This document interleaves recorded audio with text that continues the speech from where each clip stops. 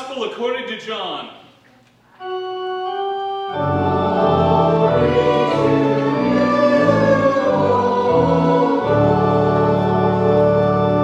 The next day, the large crowd that had come to the feast heard that Jesus was coming to Jerusalem.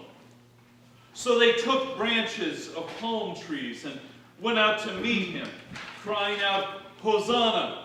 Blessed is he who comes in the name of the Lord, even the King of Israel." And Jesus found a young donkey and sat on it, just as is written, "Fear not, daughter of Zion. Behold, your king is coming, sitting on a donkey's colt."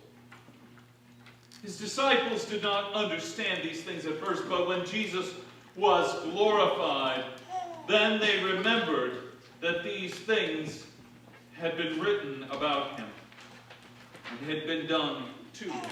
The word of the Lord.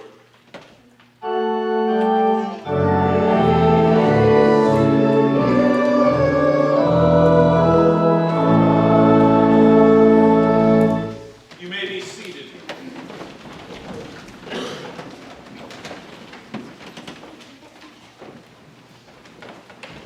There is a division of opinion about what Bible text to read on this day, this Palm Sunday. Many people wish to read the Passion narrative.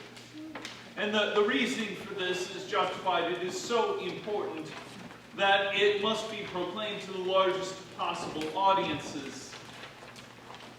But the problem is that pushes out Palm Sunday. Palm Sunday is an interesting day, a commemoration within the church. It's interesting because it shows our highest hopes and just how misguided these hopes are. When we deal with Palm Sunday, what we are talking about here is what we expect Jesus to be. He is a Christ of our own creation.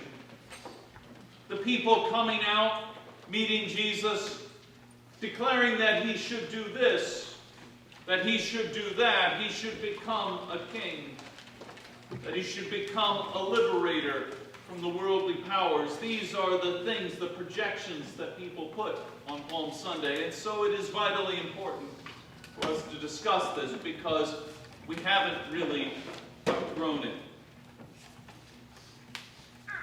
Because what happens afterwards? What happens after the chorus ends, the curtain closes, and we feel let down because what we placed in this play hasn't come to pass? Have you ever noticed that? Have you ever noticed when a mood changes? Maybe you watched a ball game and everything's been going well until about halfway through, and then the team that you were cheering on begins to flub more and more. They're not winning. The hush starts to descend upon the crowd. Maybe you were watching a play and all of a sudden there's an actor who comes in and just freezes. Or the character they're playing begins to do things completely out of character that it takes you out of the play itself. Maybe you were even listening to someone preaching the gospel. You were nodding in approval, and then all of a sudden, either in the lesson or the sermon or the speech or what have you, they bring up a secret sin that you have. They touch a raw nerve. And all of a sudden, the nods of agreement turn into folded arms. This doesn't just happen individually, but with groups. We can find ourselves either alone or in the group to change in an instant as the mood changes. In our own personal lives, it doesn't have to be something extrinsic happening to us like that, something where we're in a group or crowd or what have you. It could be individually. How many of you have had wonderful days? The sun's shining. It seems like you've managed to get that one thing you needed to get done accomplished. It's checked off your list of things to do. You've got money in the bank. You've got friends who care about you. And then all of a sudden, you get a report about bad news. How quickly things change. How quickly we overlook all the things that brought us joy and happiness. And in an instant, that one problem, that one thing that's out of place in our lives becomes the only thing we focus on. I think about that here with this parade. People love a parade. They've always loved a parade. You watch as people march down the center of a road. But you ask yourself, what happens when the parade ends? What happens when the promises of the parade stop? More than that, what happens if the parade was for some great and wonderful purpose? What happens if it was acknowledging some great event and all of a sudden that great event didn't occur? Or what happens if you are a member of the first century Mediterranean community and the Roman army is marching down, getting ready for war, and rather than going out for war and conquering some enemy, they just seem to go home? Disappointment is bad, but disappointment after we've experienced a sense of euphoria is far worse. It's difficult enough when God remains silently present and listening to our painful experiences. But there is another difficulty too with God.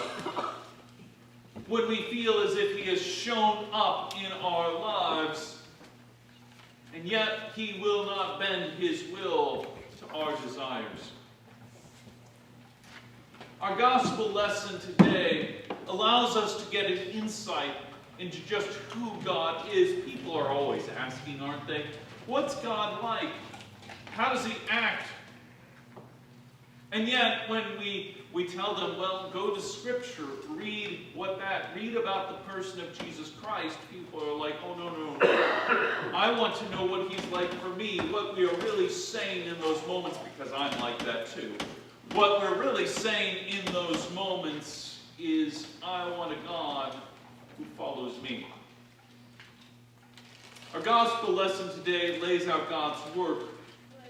And there are three important groups or characters, if you will, here. There's the crowd, there's the Christ, and then there's the disciples. The crowd, Christ, and the disciples make up the three groups that we need to focus on here. And each one of them, in their reaction and the way they interact with this parade, can help us gain insight just about who we are and how we live in this world. All the world is coming out to see Him.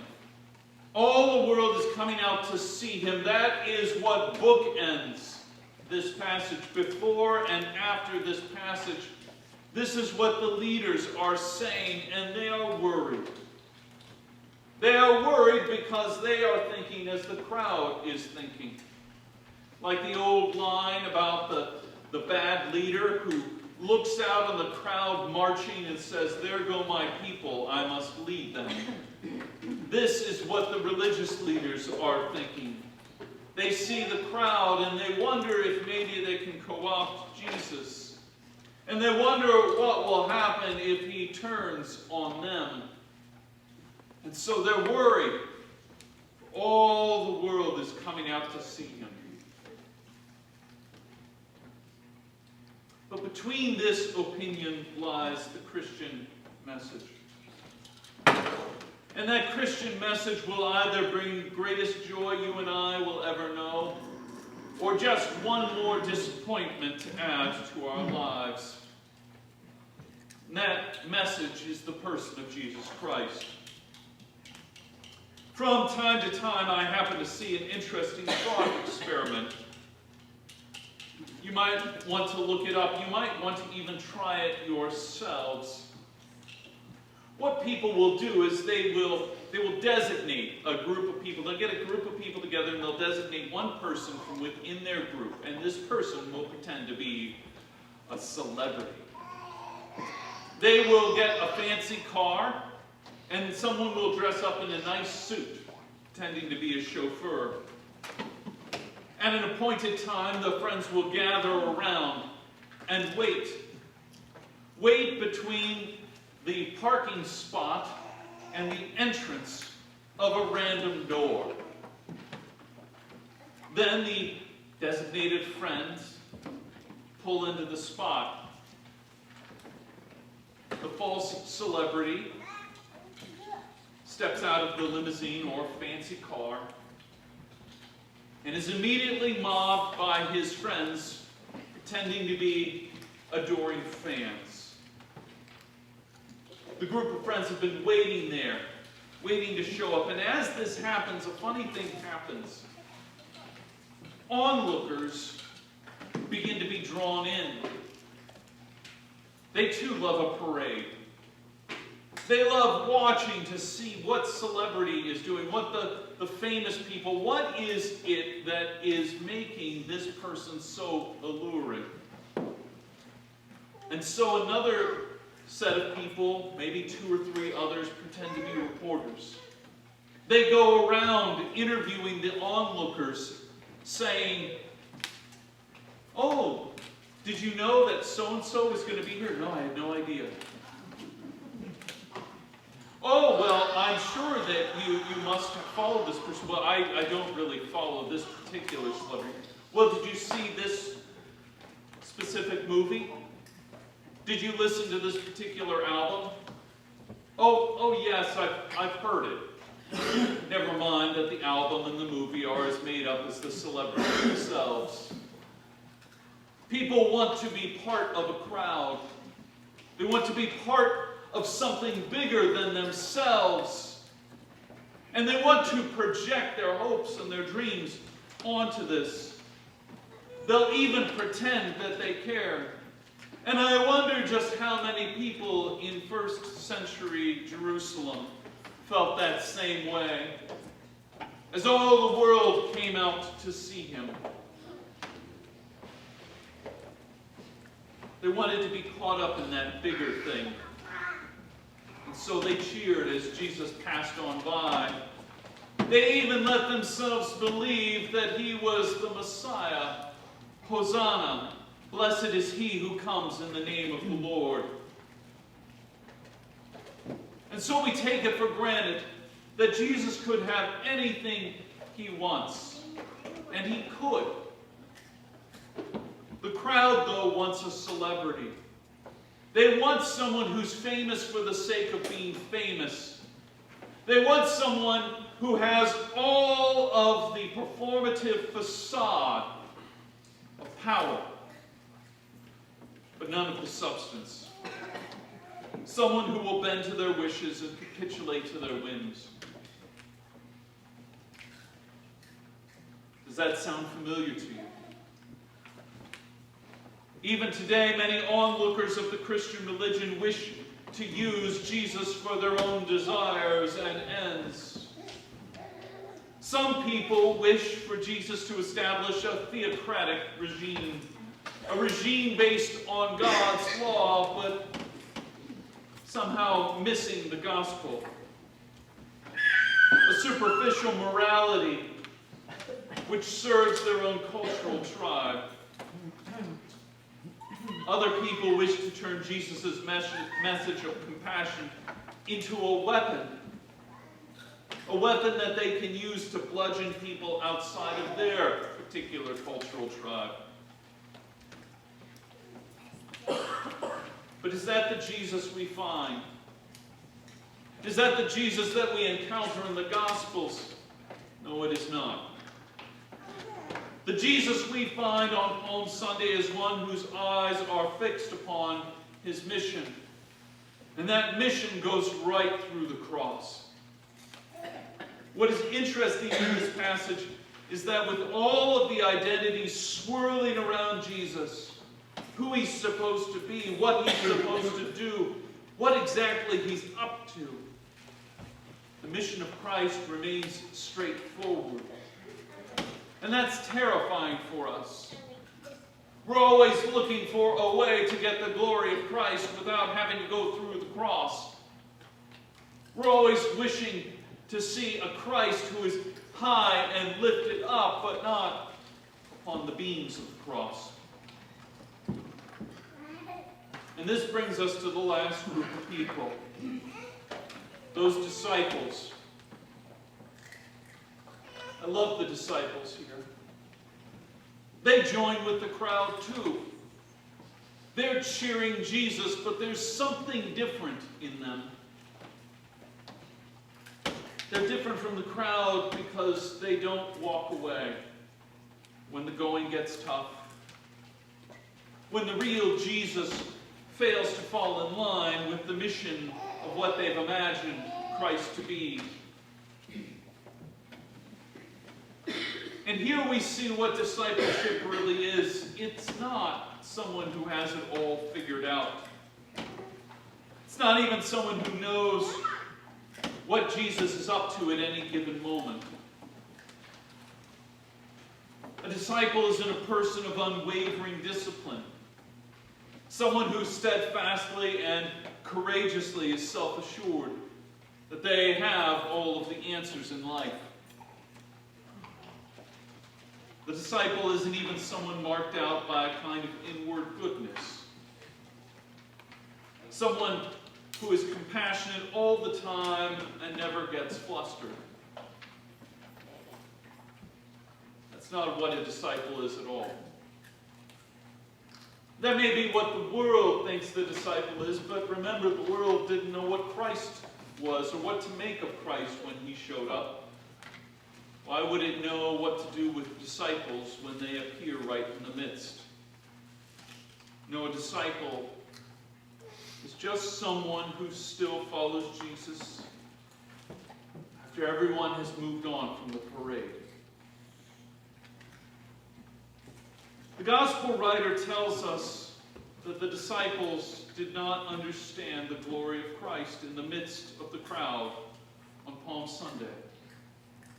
Think about that for a moment. John tells us explicitly, they didn't understand at the time. Let me ask you a question. Do you understand what Christ is up to all the time in your life? Do you know what Christ is doing right now in your life? You may not understand at this moment as you go through your Palm Sundays, your Good Fridays, but there is an Easter coming. And on Easter morning, it will all make sense. I promise you. So when the mood changed, some people ran in fear. Some of the disciples lied to save their skin, but in the end, they all came back because they could not ignore the Easter message. This is why it is so important for us to understand that our emotions can be very poor indicators of our faithfulness. Have you heard that? People talk about their emotions as if their emotions are the things that designate whether or not they're saved or whether or not they're faithful. It doesn't matter how you feel. What matters is what Christ has declared. Christ is faithful. We are not. That is the simple fact of life. And thank God that our salvation relies on His faithfulness and not our own. So when the moods in our lives change, we can feel as if God will be less willing to extend grace to us, but that is an illusion. The mood would change here from Palm Sunday to Good Friday. The crowd would abandon Jesus in one way or the other, and the disciples would give in to despair. But the one who remained faithful to the mission of God was Christ and Christ alone. And thank God, his faithfulness is all that matters. And so emotionalism is such an omnipresent force, both in the days of Jesus and the days today. People believe the only thing that is real is how you feel at any given moment. But that's so transitory, like riding upon the waves.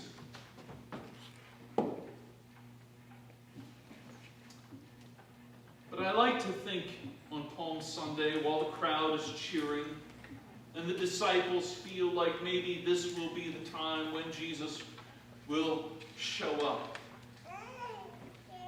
Christ's eyes were focused. His gaze was locked upon the cross and what his mission should be. And in the end, that is what you and I still proclaim this day. We talk about the one and speak of the one who never lost sight of his mission to rescue you and me. Amen.